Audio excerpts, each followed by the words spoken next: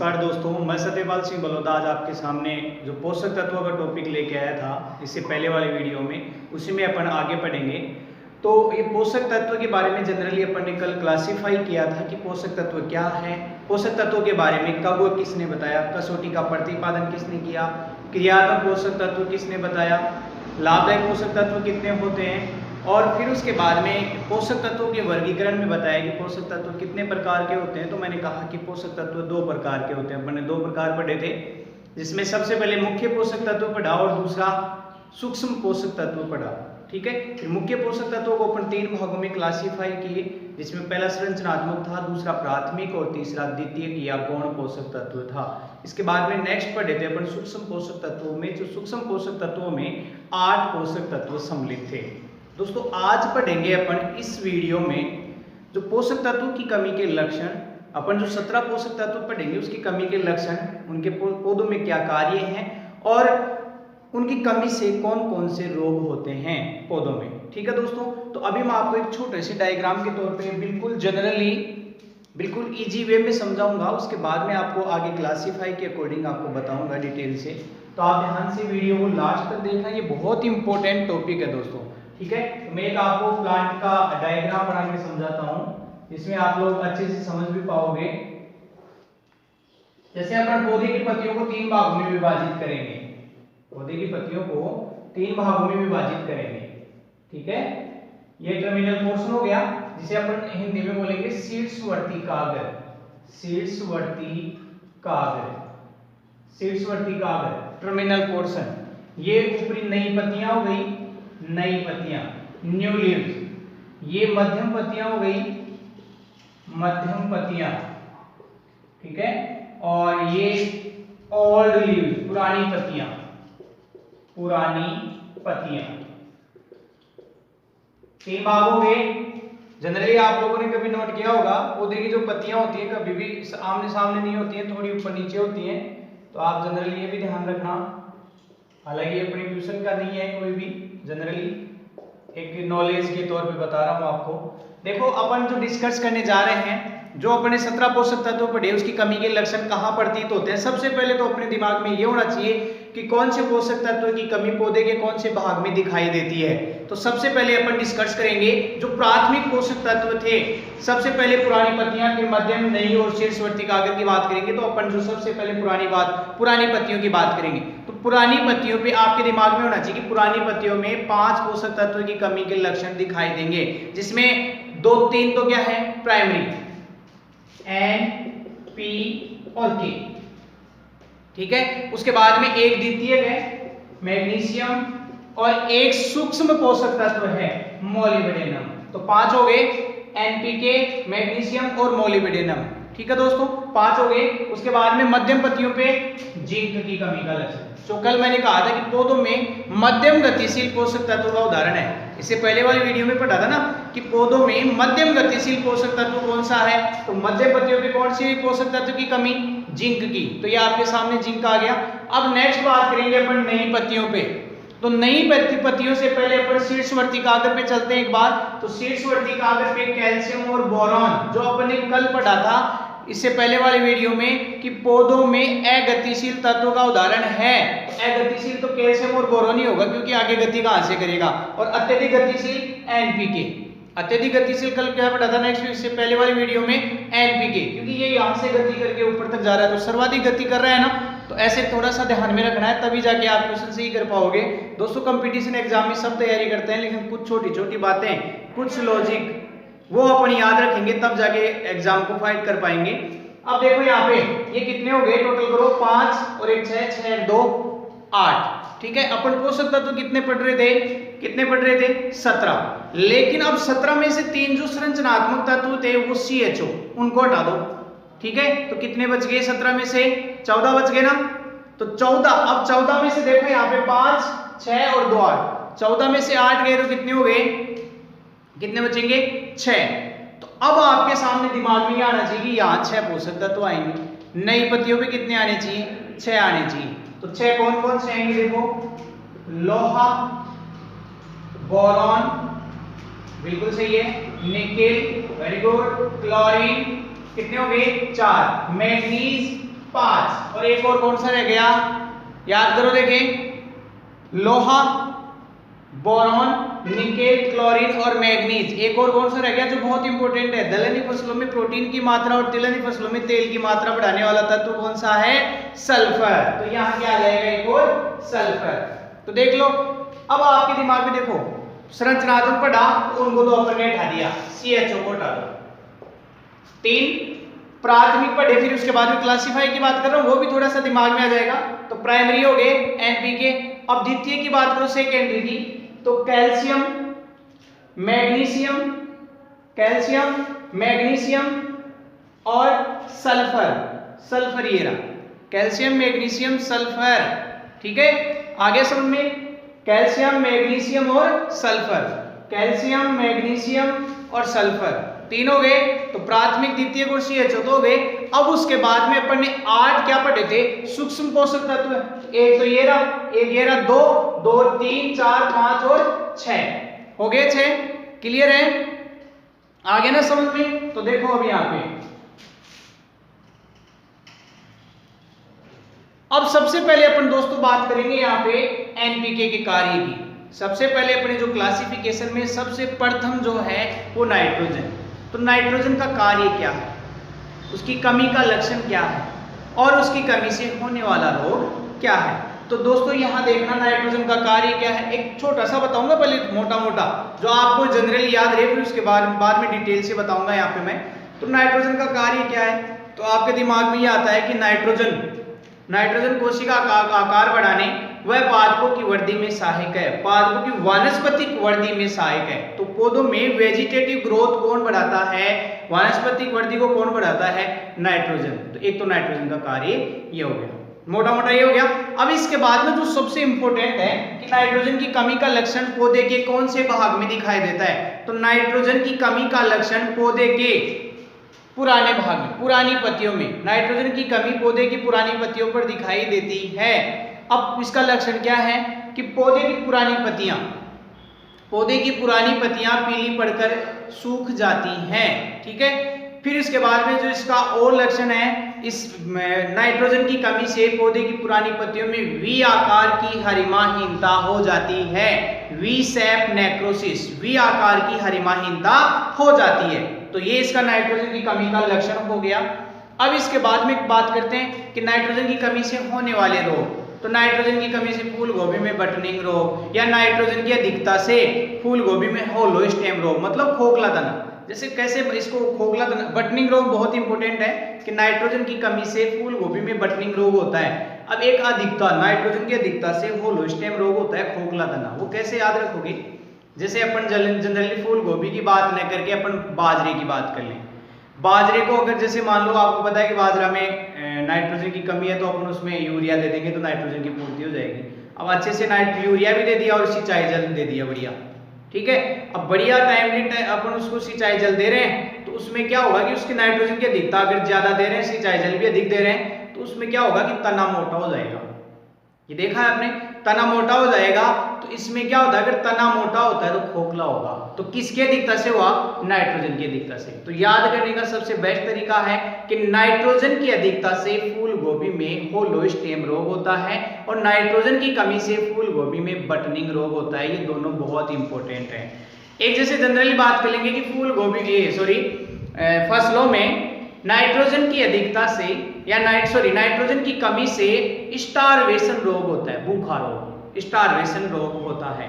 तो ये जनरली बात हो गई नाइट्रोजन की, मोटा मोटा ही बताऊंगा। फिर इसके बाद में बात करेंगे फास्फोरस की। तो फास्फोरस का कार्य क्या है, कमी का लक्षण क्या है, या इससे होने वाले रोग कौन से हैं। तो नाइट्रोजन का पहले तो बात करेंगे कमी का लक्षण। आपको कैसे पता चलेगा कि फास्फोरस की कमी कहाँ प्रतीत होती है। तो फास्फोरस की कमी पौधे की पुरानी पत्तियों में प्रतीत होती है। ये तो बात हो गई जनरली, लेकिन आपको कैसे पता चलेगा कि इसमें फास्फोरस की कमी है। तो पौधे की पुरानी पत्तियों का रंग पर्पल अर्थात लाल बैंगनी रंग का हो जाता है। किस रंग का, बैंगनी रंग का।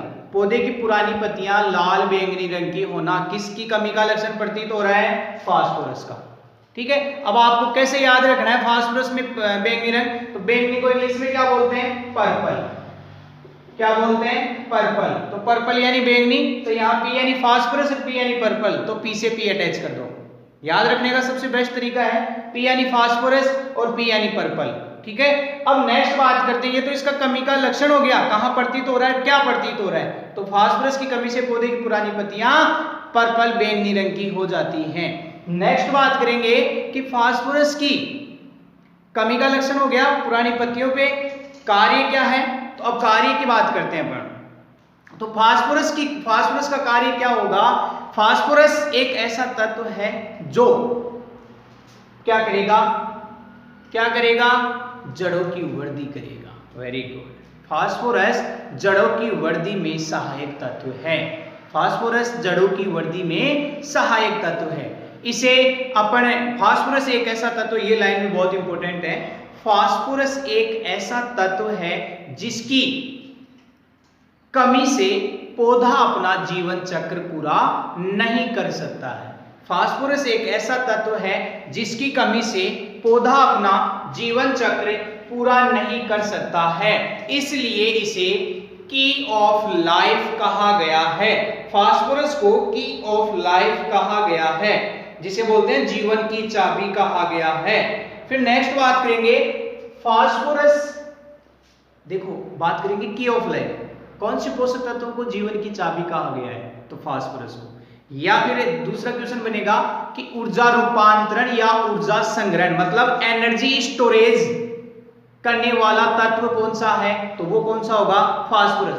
दोस्तों इससे पहले वाले वीडियो में अपन ने पढ़ा था कि ऊर्जा परिवर्तन, एनर्जी एक्सचेंज करने वाले तत्व कौन से हैं, तो हाइड्रोजन और ऑक्सीजन, और ऊर्जा संग्रहण जो स्टोरेज करने वाले तत्व है वो कौन सा है, फास्फोरस।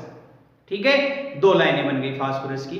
तीसरी लाइन बनेगी, ये कीटों के प्रति प्रतिरोधकता दर्शाता है। देखो रोगों के प्रति प्रतिरोधकता तो पोटेशियम दर्शाएगा, लेकिन कीटों के प्रति प्रतिरोधकता फास्फोरस दर्शाता है। ठीक है, 3 क्वेश्चन बन गए। चौथा क्वेश्चन बनेगा कि फास्फोरस को एनर्जी करेंसी भी कहा गया है, ऊर्जा मुद्रा भी कहा गया है। कौन से पोषक तत्व को ऊर्जा मुद्रा कहा गया है, तो फास्फोरस को एनर्जी मुद्रा भी कहा गया है। कितने क्वेश्चन बन गए, यहां से 4 क्वेश्चन बन गए ना। नेक्स्ट बात करेंगे फास्फोरस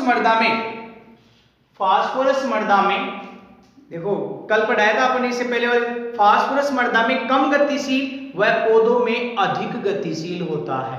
फास्फोरस मृदा में कम गतिशील और पौधों में अधिक गतिशील होता है। देखो पौधों में तो यहां से गमन करके यहां जा रहा है तो अधिक गतिशील हो गया, लेकिन मृदा में कम गतिशील होता है। फिर फास्फोरस को किस रूप में ग्रहण करते हैं, तो 3 रूपों में ग्रहण करते हैं, ये बात भी हो गई। अब नेक्स्ट जो बात करते हैं यहाँ पे, जो 3 रूप आपको बताए दिए थे, नेक्स्ट रूप जो बात करेंगे कि फास्फोरस न्यूक्लिक अम्ल व काइटिन के निर्माण में सहायक है। फास्फोरस न्यूक्लिक अम्ल व काइटिन के निर्माण में सहायक है। तो दोस्तों ये तो हो गई फास्फोरस के कार्य की बात। फास्फोरस का मेन इंपॉर्टेंट कार्य क्या है कि ये जड़ों की वृद्धि व विकास में सहायक है। फास्फोरस पौधे की जड़ों की वृद्धि व विकास में सहायक है। फास्फोरस को एनर्जी मुद्रा कहा गया है। फास्फोरस को जीवन की चाबी कहा गया है। 3 बन गए। फास्फोरस को ऊर्जा रूपांतरण या संग्रहण, एनर्जी स्टोरेज तत्व भी कहा गया है, एनर्जी रूपांतरण करने वाला तत्व भी है। और एनर्जी एक्सचेंज कौन करता है, हाइड्रोजन और ऑक्सीजन। और फास्फोरस मृदा में कम गतिशील व पौधों में अधिक गतिशील होता है। तो ये तो हो गए फास्फोरस के कार्य और कमी का लक्षण। अब फास्फोरस की कमी से होने वाले रोग कौन से हैं, तो फास्फोरस की कमी से रोग देखो कौन सा है। फास्फोरस की कमी से पौधे की पुरानी पत्तियां, देखिए ये भी बहुत इंपॉर्टेंट क्वेश्चन है। फास्फोरस की कमी से पौधे की पुरानी पत्तियां हंसिया आकार की हो जाती है, ठीक है, और आलू में पत्तियां प्याले नुमा हो जाती हैं। आलू में पत्तियां प्याले नुमा हो जाती हैं। फास्फोरस की कमी से आलू में पत्तियां प्याले नुमा हो जाती हैं। ठीक है दोस्तों, अब इसके बाद में देखो फास्फोरस की कमी से पौधे में पत्तियां प्याले नुमा हो जाती हैं या हंसिया आकार की हो जाती हैं। ये इसका कमी का लक्षण हो गया। ठीक है, और इसका कार्य भी बता दिया और कौन से भाग में इसका लक्षण क्या है, बैंगनी रंग। ठीक है, तो ये बहुत इंपॉर्टेंट लाइनें थी, याद करते रहना, बार बार वीडियो को सुनते रहना, तब जाके याद होगा। नेक्स्ट बात करेंगे दोस्तों पोटेशियम की। तो पोटेशियम क्या है? देखो इस अभी जो अपने फास्फोरस में पढ़ा कि कीटों के प्रति प्रतिरोधकता कौन दर्शाता है? फास्फोरस। लेकिन अब बात करेंगे जो बहुत इंपॉर्टेंट लाइन है कि रोग पौधों में रोग प्रतिरोधक क्षमता बढ़ाने वाला तत्व है। तो पौधों में रोग प्रतिरोधक क्षमता बढ़ाने वाला तत्व कौन सा है? पोटेशियम। पौधों में रोग प्रतिरोधक क्षमता बढ़ाने वाला तत्व है तो वो कौन सा होगा? पोटेशियम। ठीक है। इसके बाद में दूसरा कार्य क्या है? पोटेशियम रंध्रों को खोलने व बंद करने में सहायक है। पोटेशियम रंध्रों को खोलने व बंद करने में सहायक है। स्टोमेटा क्लोज एंड ओपन, रंध्रों को बंद व खोलने में सहायक तत्व कौन सा है? तो पोटेशियम। फिर इसके बाद में बात करेंगे कि पोटेशियम एंजाइम में सहकारक का कार्य करता है। सहकारक बोले तो कोफैक्टर का कार्य करता है। ठीक है। फिर नेक्स्ट बात करेंगे कि पोटेशियम पौधों में शर्करा व स्टार्च के निर्माण में सहायक है। पोटेशियम पौधों में शर्करा व स्टार्च के निर्माण में सहायक है। स्टार्च के निर्माण में सहायक है कौन? पोटेशियम। फिर इसके बाद में नेक्स्ट बात करेंगे पोटेशियम कार्बोहाइड्रेट के स्थानांतरण में सहायक है। पोटेशियम कार्बोहाइड्रेट के स्थानांतरण में सहायक है। तो ये इसके कार्य हो गए। क्या क्या कार्य हुए? स्टोमेटा क्लोज एंड ओपन, रंध्रों को खोलने और बंद करने में सहायक है। सबसे मेन इंपोर्टेंट रोग प्रतिरोधक क्षमता बढ़ाता है। एंजाइम कोफैक्टर का कार्य करता है। नेक्स्ट शर्करा व स्टार्च के निर्माण में सहायक है और कार्बोहाइड्रेट के स्थानांतरण में सहायक तत्व है। कौन सा? पोटेशियम। तो ये इसका कार्य हो गया। अब कमी का लक्षण आपको कैसे पता चलेगा कि पौधे की पुरानी पत्तियों में पोटेशियम की कमी है? वहां तो नाइट्रोजन भी होगा, फास्फोरस भी होगा, पोटेशियम भी होगा, मैग्नीशियम भी होगा और मोलिब्डेनम भी होगा। तो अब देखो अपने इस कमी का लक्षण कैसे प्रतीत होगा पोटेशियम का। पोटेशियम की कमी से पौधे की पुरानी पत्तियां, पोटेशियम की कमी से पौधे की पुरानी पत्तियां कट फट जाती हैं। पोटेशियम की कमी से पौधे की पुरानी पत्तियां कट फट जाती हैं। ठीक है। तो किसकी कमी से? पौधे की पुरानी पत्तियों के किनारे कट फट जाना। कौन से पोषक तत्व की कमी से? पोटेशियम की कमी से। ये बहुत इंपॉर्टेंट क्वेश्चन है। पौधे की पुरानी पत्तियों के किनारे कट फट जाना पोटेशियम की कमी से। ठीक है। अब देखो तो किनारे कट फट जाना, के यानी पोटेशियम और के यानी किनारा, के आया यानी आ रहे। अपन व्हाट्सएप फेसबुक पे चैटिंग करते हैं ना, तो उसमें लिख लेते हैं खाना खा रहे हो क्या, क्या कर रहे हो। तो यहाँ पे भी अपन बात कर रहे हैं किनारा। के यानी पोटेशियम और के यानी किनारा। तो के पोटेशियम प्रतीत हो रहा है और यहाँ पे किनारा के आई यानी आ रहे। तो के से के अटैच कर दो। यहाँ से पी यानी फास्फोरस से पी यानी पर्पल कर रहे थे। तो के यानी किनारा और के यानी पोटेशियम। तो किनारे कट फट जाना किसकी कमी से? पोटेशियम की कमी से। ठीक है। अब दोस्तों बात करेंगे कि किनारे कट फट जाना कोई रोग नहीं है। जैसे अपनी अंगुली कट गई, कहीं से भी अपना कोई भी पार्ट कट गया, कटना मतलब स्क्रैच हो गया, तो वो कोई रोग थोड़ी है। सर दर्द होना, बार बार पेट दर्द होना, ठीक है, आंखें खराब, ये सब ये डिजीज हैं। कटना फटना ये कोई रोग नहीं है। तो इसकी कमी से कोई रोग नहीं होता है। ठीक है। तो ये नाइट्रोजन, फास्फोरस और पोटेशियम कंप्लीट। अब दोस्तों बात करते हैं मैग्नीशियम। ठीक है। तो मैग्नीशियम का कार्य क्या है, कमी का लक्षण क्या है और इसकी कमी से कौन सा रोग होता है। तो सबसे पहले देखो मैग्नीशियम का कार्य क्या है। मैग्नीशियम का कार्य क्या है, सबसे पहले बात करेंगे दोस्तों यहाँ पे कि मैग्नीशियम की कमी से बात नहीं करेंगे, पहले कार्य की। मैग्नीशियम क्लोरोफिल, सबसे इंपॉर्टेंट, मैग्नीशियम क्लोरोफिल का मुख्य अंग है। क्लोरोफिल का मुख्य अंग है। मैग्नीशियम क्लोरोफिल का मुख्य अंग मतलब अवयव है। अब क्लोरोफिल क्या है? क्लोरोफिल एक ऐसा अवयव है जिसके कारण या जिसकी कमी से कोई भी पौधा हरा नहीं हो सकता। तो क्लोरोफिल पौधे में हरापन दर्शाता है। ठीक है। तो मैग्नीशियम का मुख्य कार्य क्या होगा कि मैग्नीशियम क्लोरोफिल का एक मुख्य अवयव है जिसके बिना कोई भी पौधा हरा नहीं हो सकता है। तो क्लोरोफिल का मुख्य अवयव कौन से पोषक तत्व का है? तो मैग्नीशियम। नेक्स्ट नंबर 2 बात करेंगे यहाँ पे मैग्नीशियम के बाद में, यह क्लोरोफिल का निर्माण करता है। यह क्लोरोफिल का निर्माण करता है। क्लोरोफिल का निर्माण करता है। क्लोरोफिल बोले तो पर्णहरित। पर्णहरित के निर्माण में सहायक तत्व कौन सा है? तो मैग्नीशियम। पर्णहरित के निर्माण में सहायक तत्व है तो मैग्नीशियम। ठीक है। इसके बाद में नेक्स्ट कार्य है कि ये वसीय अम्ल, मैग्नीशियम वसीय अम्ल तथा तेलों के संश्लेषण में, वसीय अम्ल तथा तेलों के संश्लेषण में सहायक तत्व है। ठीक है। ये इतना इंपॉर्टेंट नहीं है, वसीय अम्ल तेलों के संश्लेषण में सहायक है। इसमें यहां सबसे इंपॉर्टेंट होगा कि क्लोरोफिल के निर्माण में सहायक तत्व कौन सा है, अर्थात पर्णहरित के निर्माण में कौन सा सहायक तत्व है, तो मैग्नीशियम। ठीक है। ये इसका कार्य हो गया। अब कमी का लक्षण। आप लोगों को ये तो पता है कि मैग्नीशियम की कमी पौधे की पुरानी पत्तियों में होती है, लेकिन लक्षण क्या डिजीज, क्या इसका लक्षण होगा इस डिजीज का, इसकी पोषक तत्व का? तो मैग्नीशियम की कमी से, ध्यान से सुनना इस लाइन को, मैग्नीशियम और मैग्नीज का सेम लाइन आएगा, सिर्फ नई पत्तियों और पुरानी पत्तियों का फर्क रहेगा। जो अंतर रहेगा नई पुरानी पत्तियों का रहेगा, सेम लाइन आएगी। तो अच्छे से सुनना, मैग्नीशियम की कमी से पौधे की पुरानी पत्तियों, मैग्नीशियम की कमी से पौधे की पुरानी पत्तियों की शिराओं, ये शिराएं हैं, शिराओं के मध्य हरिमाहीनता होना, पौधे की पुरानी पत्तियों की शिराओं के मध्य हरिमाहीनता होना तथा शिराएं हरी की हरी रहना। पौधे की पुरानी पत्तियों की शिराओं के मध्य हरिमाहीनता होना तथा शिराएं हरी की हरी रहना मैग्नीशियम का लक्षण है। तो देखो यहाँ पे ये शिराएं हैं नसेसी, ये शिराएं ये तो हरी रहती हैं और बाकी का पार्ट में हरिमाहीनता हो जाती है। तो किसका लक्षण प्रतीत हो रहा है? मैग्नीशियम का लक्षण प्रतीत हो रहा है। ठीक है।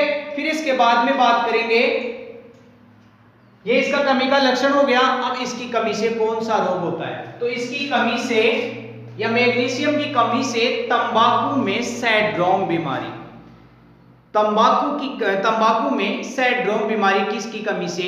मैग्नीशियम की कमी से। तो मैग्नीशियम की कमी से तंबाकू में सैंड्रोम बीमारी होती है। अब दोस्तों नेक्स्ट बात करेंगे, ये देखो मैग्नीशियम, अगर आप देखो मैग्नीशियम और मैग्नीज में अगर आप कंफ्यूज होते हो, कोई भी डिजीज पूछते हैं तो यहाँ पे सिर्फ एक डिजीज है, तो अपने को तुक्का भी लगाना हो तो किसका लगाए? मैग्नीज का। और ये मैग्नीज वाली में जो डिजीज आएगी तो बहुत ही इंपॉर्टेंट है, एक बार नहीं 1000 बार पूछ ली गई होगी आज तक। ठीक है। अब बात करेंगे दोस्तों मोलिब्डेनम की। तो मोलिब्डेनम का कार्य क्या है? मोलिब्डेनम का कार्य क्या है? मोलिब्डेनम फसलों में, मोलिब्डेनम फसलों में नाइट्रोजन स्थिरीकरण, मोलिब्डेनम फसलों में नाइट्रोजन स्थिरीकरण करने में सहायक तत्व है। नाइट्रोजन स्थिरीकरण करने में सहायक तत्व है। फिर इसके बाद में नेक्स्ट बात करेंगे अपन मोलिब्डेनम में, नेक्स्ट बात करते हैं कि गाजर व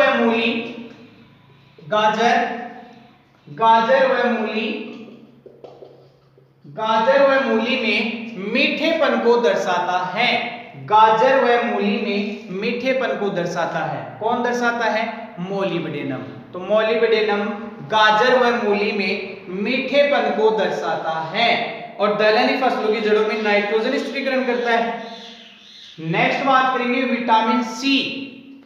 मोलिब्डेनम का कार्य कि विटामिन सी व शर्करा के संश्लेषण में सहायक है। विटामिन सी व शर्करा के संश्लेषण में सहायक तत्व है। तो वो कौन सा होगा? मोलिब्डेनम होगा। नेक्स्ट बात करते हैं दोस्तों, अब यह पौधों में अमोनियम व नाइट्रेट अवकरण में सहायक है। यह पौधों में अमोनियम व नाइट्रेट अवकरण में सहायक है। नाइट्रेट अवकरण में सहायक है। फिर नेक्स्ट बात करेंगे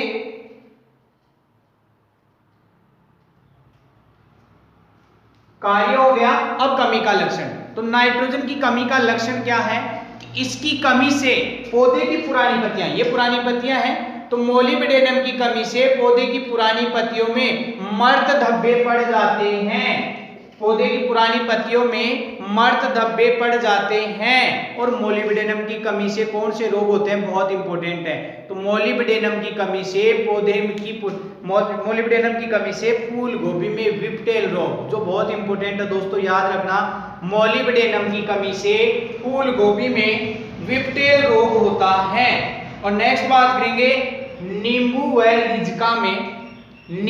रिज्का में पत्ती धब्बा रोग हो जाता है। मोलिब्डेनम की कमी से रिज्का व नींबू में पत्ती धब्बा रोग हो जाता है। तो ये तो हो गया दोस्तों एनपीके, मैग्नीशियम और मोलिब्डेनम, इन पांचों का कार्य, कमी का लक्षण, जो बहुत इंपॉर्टेंट था। जो मैंने ट्रिक बताई वो अच्छे से याद कर लेना। अब दोस्तों नेक्स्ट बात करते हैं अपन जिंक की। तो जिंक पौधों में कौन सा तत्व है, जिंक पौधों में मध्यम गतिशील तत्व है। तो ये तो हो गई बात की मध्यम गतिशील तत्व है, मध्यम गतिशील तत्व है। जिंक पौधों में मध्यम गतिशील तत्व है और इसकी कमी मध्यम भाग में दिखाई देती है। या फिर देखो एक क्वेश्चन और बनता है कि पौधों में ऐसा कौन सा पोषक तत्व है जिसकी कमी पौधे के संपूर्ण भाग में दिखाई देती है। तो जिंक एक ऐसा पोषक तत्व है जिसकी कमी पौधे के संपूर्ण भाग में दिखाई देती है। जिंक एक ऐसा तत्व है जिसकी कमी पौधे के संपूर्ण भाग में दिखाई देती है। तो ये तो जिंक की बात हो गई। अब जिंक का जो कार्य होगा यह हार्मोन के जैविक संश्लेषण में, यह है मतलब जिंक हार्मोन के जैविक संश्लेषण में सहायक है।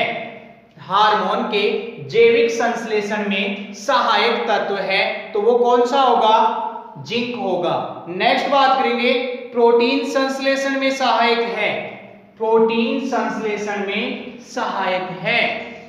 इससे नेक्स्ट बात करते हैं क्लोरोफिल में उत्प्रेरक का कार्य करता है।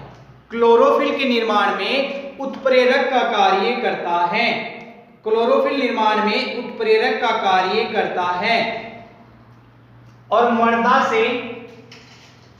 से पौधों द्वारा जल अवशोषण को बढ़ाता है। मर्दा से पौधों द्वारा जल अवशोषण को बढ़ाने वाला तत्व कौन सा है, जिंक है। मर्दा से पौधों द्वारा जल अवशोषण को बढ़ाता है तो जिंक। और एक ऐसा पोषक तत्व है जिसकी कमी पौधे के संपूर्ण भाग में दिखाई देती है। तो ये तो इसके कार्य हो गए।